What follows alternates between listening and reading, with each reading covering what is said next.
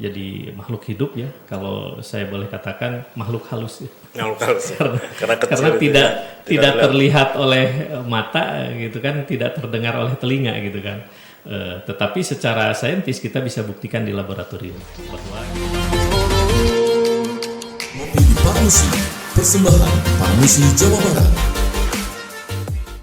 Sahabat Madania, terima kasih Anda masih pada program video podcast Ngopi bersama Parmusi. Kami masih bersama Pak Iwan Setiawan dari Bio Farma. Kali ini perbincangan akan kita angkat tentang kenapa virus itu menjadi penting vaksin bagi antivirus itu sendiri. Pak Iwan bisa jelaskan tentang proses kenapa vaksin itu penting gitu terkait dengan munculnya virus-virus itu. Ya betul. Jadi memang dalam penanganan kesehatan ini atau program penanganan kesehatan ini kan ada beberapa program kan. Ada yang disebut dengan pencegahan atau preventif. Yeah.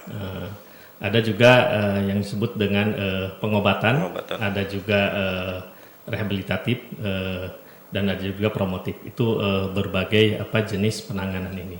Nah ini terkait vaksinasi ini memang atau vaksin itu sangat berbeda dengan obat. Jadi kalau obat itu memang untuk pengobatan orang yang sudah sakit gitu ya. Dan itu biasanya dibuat dari bahan-bahan farmasi seperti chemical dan lain sebagainya atau herbal dan lain sebagainya. Tetapi kalau vaksin itu adalah merupakan produk biologi ya. Itu atau mikroorganisme, jadi makhluk hidup ya, kalau saya boleh katakan makhluk halus ya. Makhluk halus ya. Karena tidak terlihat oleh mata gitu kan, tidak terdengar oleh telinga gitu kan.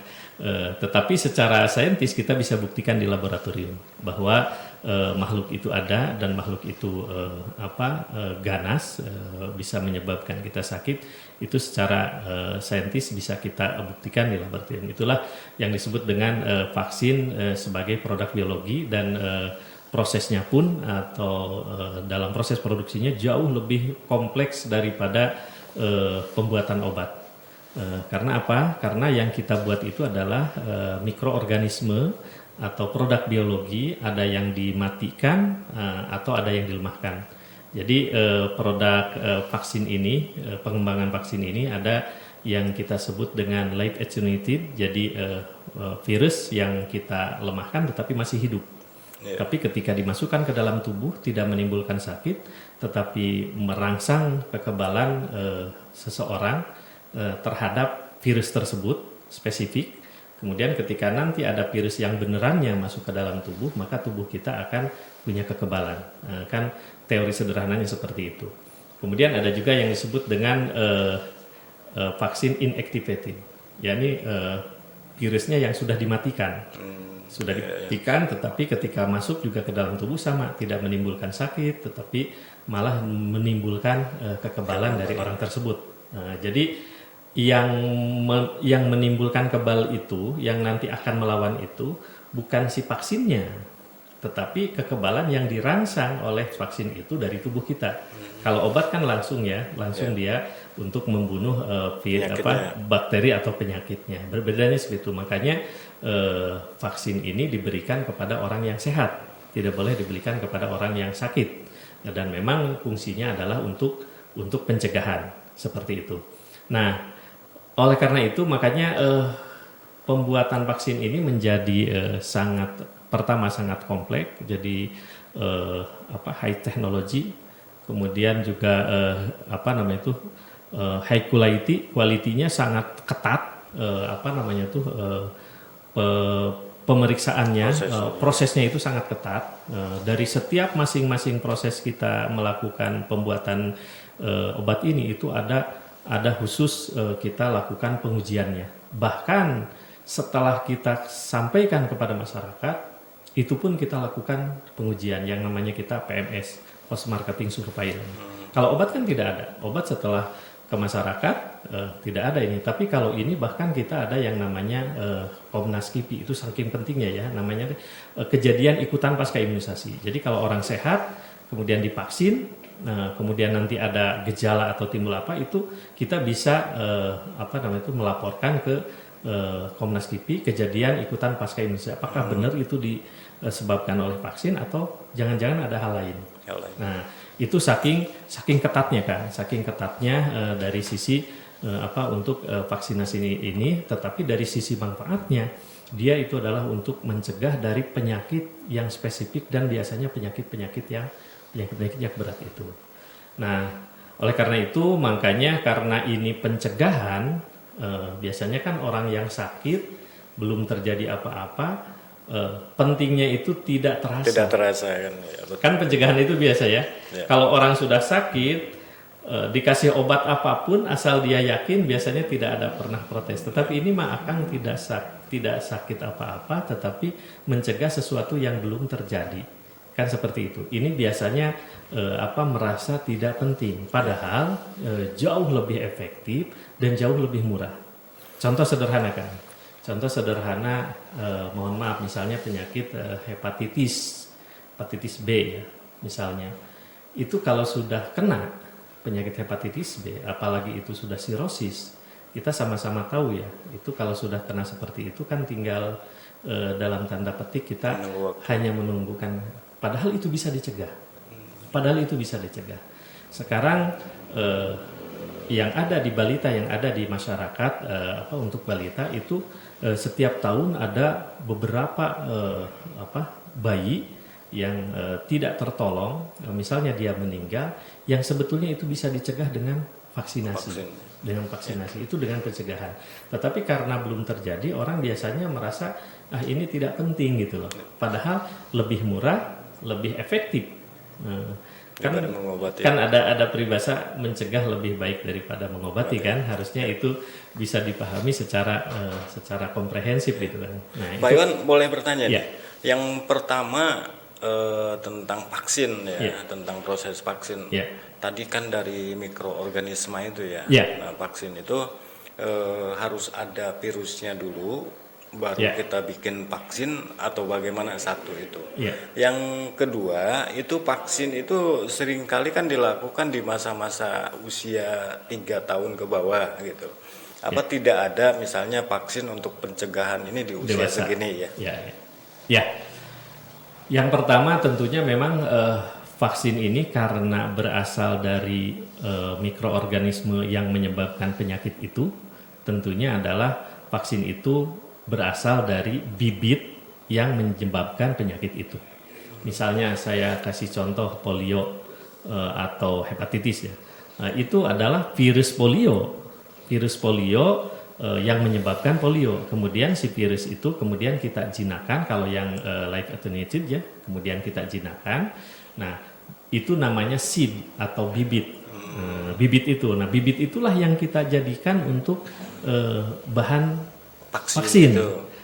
Sehingga kalau saya boleh menyebutkan dengan analogi sederhana, jadi di kita itu, di Bio Farma itu bagaimana membuat virus yang tadinya ganas menjadi jinak. Ada proses penjinakan. Jinak gitu lah. Jinak dalam tanda petik, yang ada di luar itu yang ganas, kita bagaimana menjinakkan dalam tanda petik ya, analogi, menjinakkan virus itu sehingga bermanfaat bagi kita, sehingga nanti ketika ada yang benerannya nanti masuk ke dalam tubuh, itu tubuh kita bisa melawannya. Sama seperti sekarang pandemi COVID-19, itu kan yang ada di luar adalah SARS-1 atau SARS-2 atau COVID-19, itu adalah yang ganas, yang ada di luar. Nah, sekarang yang dicari di dunia ini bagaimana kita membuat virus yang ganas ini menjadi dalam tanda petik jinak, sehingga bisa dibuatkan vaksinnya. Kalau sudah jinak, kita bisa membuat vaksinnya, sehingga nanti tubuh kita bisa melawan yang ganas itu yang masuk ke dalam tubuh kita. Nah, teori sederhananya seperti itu. Ya, betul. Saya ingin tanya itu cara menjinakkannya bagaimana? Nah, itu kompleksitasnya. Ada yang disebut dengan tadi yang saya sebutkan, ada yang dengan live attenuated, ada yang dengan dilemahkan, ada yang juga inactivated, ada yang dimatikan, ada juga yang toxoid vaksin itu diambil toksinnya. Kemudian ada juga yang sekarang yang sedang dikembangkan banyak oleh para saintis itu adalah yang disebut dengan protein rekombinan. Nah itu dari bagian tertentu atau rekombinannya itu yang dijadikan mana ini yang akan menyebabkan nanti merangsang seseorang itu untuk menimbulkan kekebalan. Jadi ada whole cell-nya, ada semua virusnya kemudian kita lemahkan, ada juga bagian tertentu dari virus itu yang kita ambil. Nah kan menentukan, bayangkan virus itu tidak terlihat, tapi kita harus bisa menentukan bagian mana nih yang bisa menimbulkan ketika dimasukkan ke dalam tubuh tidak menimbulkan sakit, tapi dia akan merangsang kekebalan kita. Makanya sangat kompleksitas kan ininya, cara pembuatannya. Nah itulah yang beberapa cara bagaimana kita menemukan vaksin itu, dan ya kalau dijelaskan ini beberapa SKS ya pasti itu ya. Makanya tidak banyak negara yang mampu. Betul. Tidak banyak negara, di Indonesia itu hanya satu-satunya kita, bahkan di Asia Tenggara kita yang paling terbesar ininya untuk jadi memang ini high technology, kemudian high quality, high regulasi, karena sebuah vaksin itu minimal kan harus memenuhi, ini regulasinya minimal harus memenuhi 3 kriteria. Yang pertama adalah dari sisi safety itu dari sisi keamanannya, karena itu kan makhluk hidup ya, produk biologi. Itu harus betul-betul tidak boleh menimbulkan efek samping, aman bagi orang yang kan ini penyakitnya sendiri kan yang diinikan, yang tadi saya bilang dijinakkan. Itu safety-nya harus betul-betul secure. Kemudian yang kedua dari sisi quality-nya. Jelas ini adalah kualitas dari sebuah produk ini harus regulasinya sangat tinggi. Kemudian yang ketiganya efikasi itu adalah bagaimana agar si vaksin itu menimbulkan efektivitas, menimbulkan kekebalannya.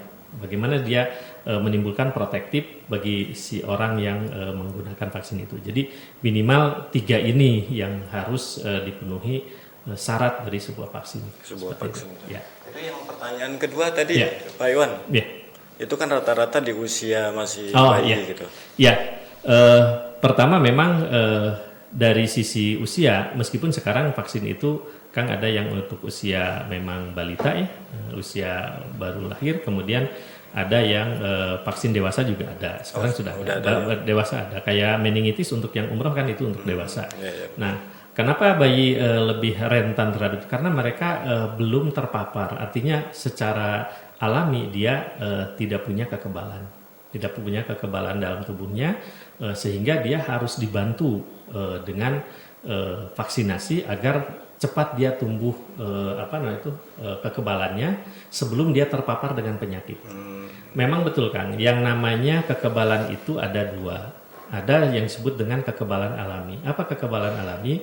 Kekebalan alami itu adalah kalau kita terserang satu penyakit, nah dengan sendirinya nanti tubuh kita itu akan membentuk antibodi. Tapi itu tidak spesifik dan itu tidak bertahan lama biasanya. Nah itu sebelum kalau kita bisa membuat kekebalan tanpa harus sakit dulu, kenapa kita harus mencari kekebalan yang harus sakit dulu? Mending kalau tubuh kitanya kuat gitu. Kalau tidak kuat kan bisa bablas kan gitu. Nah anak-anak juga gitu, dia kan belum punya kekebalan tubuh, kekebalan alami juga sama tidak punya gitu. Kalau kita orang dewasa lebih banyak kekebalannya karena kita sudah banyak berinteraksi dengan alam, berinteraksi itu kekebalan yang alami.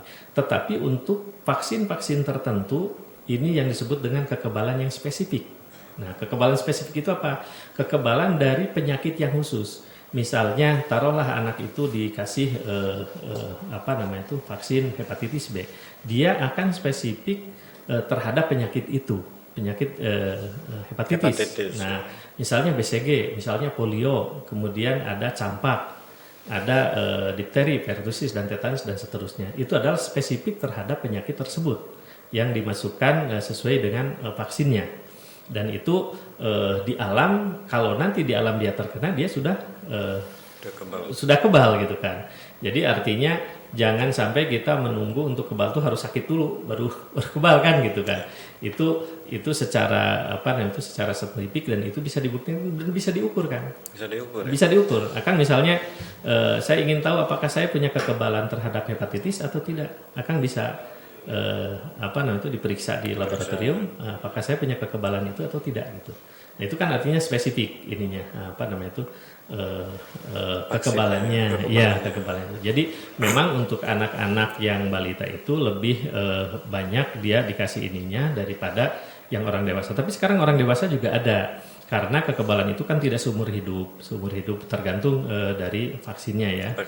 Dari vaksinnya. Misalnya untuk vaksin flu misalnya.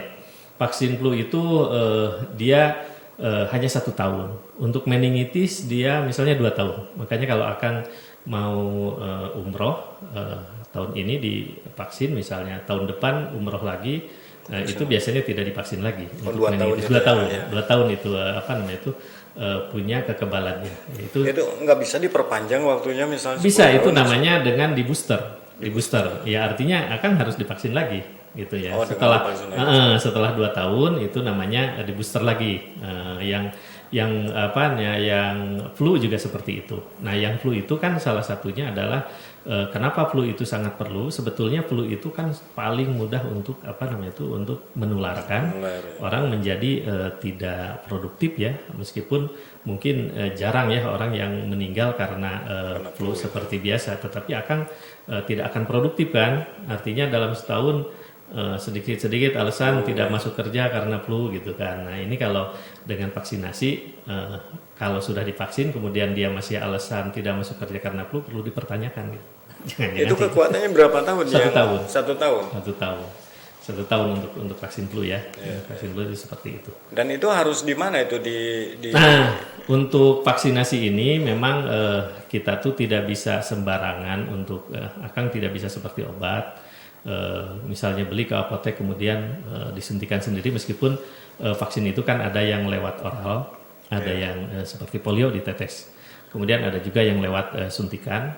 Nah itu untuk mendapatkan vaksinasi itu tentunya harus di paskes, di fasilitas kesehatan, dan yang memberikannya itu adalah harus orang tenaga kesehatan, jadi tidak bisa dengan sendiri ya, makanya diberikannya itu terbatas, tidak bisa semua orang untuk kemudian mendapatkan vaksin di mana saja dipakai sendiri gitu. Nah itu di fasilitas kesehatan, bisa di rumah sakit, bisa di posyandu, kemudian di puskesmas juga bisa, kemudian di dokter-dokter praktek juga bisa, tapi harus diberikan oleh orang tenaga kesehatan atau minimal dipandu ada pengawas dari tenaga kesehatan seperti itu. Nah ini vaksin untuk jemaah haji itu ya, vaksin meningitis itu meningitis biasanya. Nah itu dalam setiap tahunnya Bio Farma itu memproduksi berapa untuk kepentingan jemaah haji itu? Itu sesuai dengan ini, kalau persis jumlahnya saya lupa ya ininya, tetapi itu kan untuk keperluan jemaah umroh dan haji. Haji dan umroh. Jadi untuk mereka yang haji dan untuk yang umroh, itu sejumlah itu yang kita sediakan. Ya. Nah sekarang kan jemaah haji itu, ibadah haji itu ditutup hanya untuk hanya 1.000 saja kan gitu. Nah itu bagaimana efeknya terhadap Bio Farma, produksi yang sudah dibuat itu? Itu memang yang tahun ini ya kita hampir tidak ada, kecuali hanya dari Aceh kalau tidak salah ya. Hampir tidak ada, yaitu kemarin ada juga yang sudah mungkin terlanjur, ada yang divaksin, saya kurang tahu ya sebelumnya itu apakah ada yang sudah terlanjur divaksin, yaitu bagi kita sih tidak masalah, nanti aja untuk untuk kebutuhan yang tahun yang akan datang seperti itu. Jadi nggak masalah ya? Tidak terlalu masalah. Ya. Nah tadi berbicara tentang virus untuk pencegahan, vaksin itu pastinya untuk pencegahan kan? Nah termasuk tadi vaksin untuk flu gitu kan. Nah kemudian penyakit tuberkulosis kan berkembang itu juga karena virus juga mungkin Pak Iwan ya. Itu ada nggak vaksin khusus gitu untuk tuberkulosis itu sehingga pertumbuhan penyakit TBC itu tidak tinggi di kita gitu? Gimana itu? Itu sudah ada. TBC itu kan ininya BCG, anunya BCG ya? BCG ininya apa namanya itu untuk mencegah TB ya, untuk mencegah TB itu dari BCG itu sudah ada sih, vaksinnya sudah Udah ada ya. Tapi diberikan kepada mereka yang udah sakit kan itu biasanya? Enggak. Oh enggak, yang harus yang sehat. Harus yang sehat ya? Ya, harus yang sehat. Harus yang sehat. Dan itu tidak seperti vaksin yang diberikan kepada bayi wajib gitu. Kenapa tidak diwajibkan juga kepada yang usia yang hampir rentan gitu? Gimana tuh Pak Iwan? Itu pertama mungkin kalau diwajibkan ke semua dari sisi biaya juga mungkin kita tidak akan sanggup kali ya. Apa namanya itu minimal yang balita yang mungkin yang diinikan ya. Jadi memang vaksin wajib itu di beberapa negara berbeda-beda Kang ininya, tergantung dari policy atau kebijakan dari masing-masing negara. Misalnya di kita kalau nggak salah ada 8 apa 9 vaksin gitu ya yang diwajibkan untuk ke anak-anak. Tapi di Malaysia misalnya ada 9 atau 10 lah gitu ya. Di Saudi Arabia juga ada berapa gitu. Itu tergantung dari beberapa kemampuan dari negaranya masing-masing gitu, dan tergantung dari lingkungan atau penyakit yang berkembang di negara tersebut kan ininya. Nah itu yang wajibkan. Biasanya kalau yang untuk dewasa itu adalah vaksin pilihan ya, artinya tidak diwajibkan, tidak dibiayai oleh negara seperti itu. Demikian sahabat Madania, bincang-bincang kita dengan Pak Iwan pada season yang kedua ini. Ngopi di Paramusi, persembahan Paramusi Jawa Barat.